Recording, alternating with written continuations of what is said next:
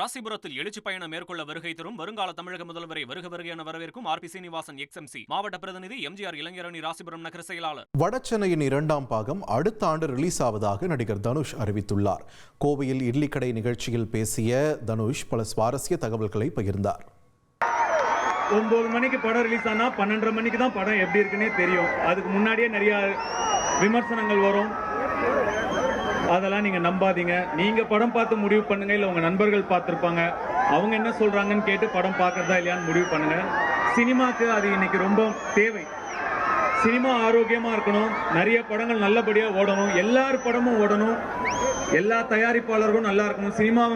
சினிமாவை நம்பி சினிமா மட்டும் இல்லை, இன்னும் நிறைய பேர் இருக்காங்க, நிறைய தொழில் சினிமாவை நம்பி நடக்குது. அதனால எல்லா படங்களும் ஓடுறது ரொம்ப முக்கியம்.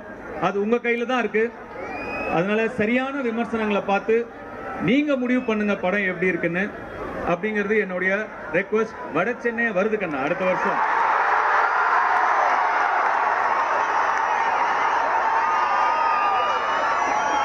அது ரொம்ப முக்கியமான விஷயம். மீண்டும் உங்களை எல்லாரையும் 10 வருஷம் கழிச்சு சந்திச்சதுல எனக்கு ரொம்ப ரொம்ப ரொம்ப சந்தோஷம். ராசிபுரத்தில் எழுச்சி பயணம் மேற்கொள்ள வருகை தரும் வருங்கால தமிழக முதல்வரை வருக என வரவேற்கும் ஆர் பி சீனிவாசன் எக்ஸ்எம்சி மாவட்ட பிரதிநிதி எம்ஜிஆர் இளைஞரணி ராசிபுரம் நகர செயலாளர்.